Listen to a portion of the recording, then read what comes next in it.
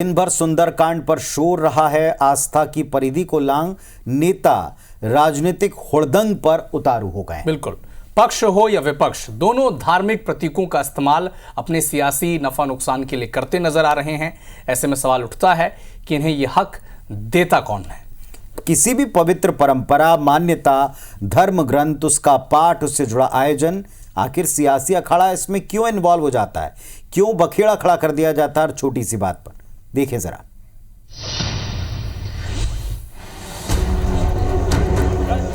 MP अजब है, सबसे गजब है। ये बात ऐसे ही नहीं कही गई होगी, इसके पीछे जरूर कोई ठोस वजह रही होगी। अब देखिए ना, कांग्रेस आज पूरे लाव लश्कर के साथ भोपाल पुलिस कमिश्नर के ऑफिस पहुंच गई और कमिश्नर से गुहार लगाई कि उसके कार्यकर्ता का जन्मदिन है, इसलिए वो हर थाने में सुंदरकांड का पाठ करवाना चाहती है। इसकी अनुमति दी जाए। कमिश्नर साहब भी एक बार सोचने लगे कि ये कैसा ज्ञापन है। उन्होंने पूरे मामले को जाना और फौरन टीआई को कारण बताओ नोटिस जारी करके जवाब मांगा। उस थाना क्षेत्र में जहां पे परमिशन थाना प्रभारी की तरफ दी गई है वो नहीं होना चाहिए था, तो उस मामले में थाना प्रभारी का स्पष्टीकरण लिया गया है, उसमें कारण बताओ नोटिस जारी किया। पूरे मामले को समझने के लिए आपको एक दिन पीछे चलना होगा। असल में मंत्री विश्वास सारंग के खिलाफ एफआईआर दर्ज कराने के लिए कांग्रेसी अशोका गार्डन थाने पहुंचे थे, जहां सुंदरकांड का पाठ चल रहा था। इस मामले में कांग्रेस का कहना है कि वहां के टीआई ने हमें किसी व्यक्ति के जन्मदिन के मौके पर सुंदरकांड के पाठ का हवाला देकर बाद में आने को कहा था। इस बात को मुद्दा बनाते हुए कांग्रेसी ज्ञापन लेकर पुलिस कमिश्नर के पास चले गए। एक टीआई ने निजी आयोजन करवा दिया थाने के अंदर।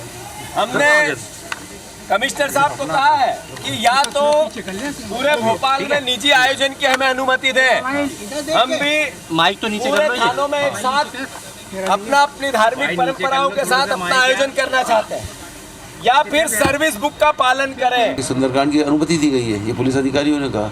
इसलिए हमारे भी एक साथी बंटी जैन का जन्मदिन है 20 जुलाई यानी कल शनिवार, चाहते हैं उसकी अनुमति दी जाए। अब बीजेपी भला कहां पीछे रहने वाली थी। बीजेपी के प्रवक्ता ने इसे सनातन विरोध से जोड़ दिया और कहा कि कांग्रेसी तो वैसे ही सनातन विरोधी रहे हैं। दिग्विजय सिंह पर निशाना साधते हुए कहा, अगर वो कह रहे हैं कि 10 साल प्रदेश के मुख्यमंत्री रहे हैं और उन्हें नियम पता है, तो ऐसे में जब कभी सड़क पर नमाज अदा होती थी तो उसका विरोध क्यों नहीं किया गया।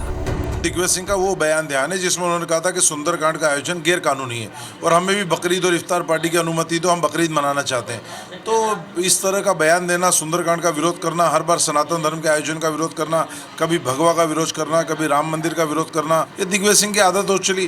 और इनको बकरीद और इफ्तार पार्टी मनाने का इतना शौक है तो कांग्रेस कार्यालय में मनाए। ये तो बड़ी सीधी बात है कि इस मामले में राजनीति हो रही है।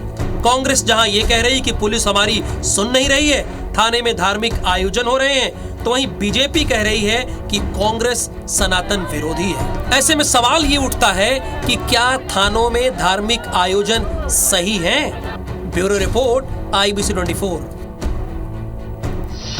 तो सियासत में कोई सिरा छोड़ा नहीं जाता, खास तौर पर तब जब वो किसी विरोधी का हो, और यहां भी ऐसे ही होता दिख रहा है। लेकिन अफसोस की बात यह कि इसमें धार्मिक एंगल, धार्मिक भावनाएं वो भी जोड़ दी जाती।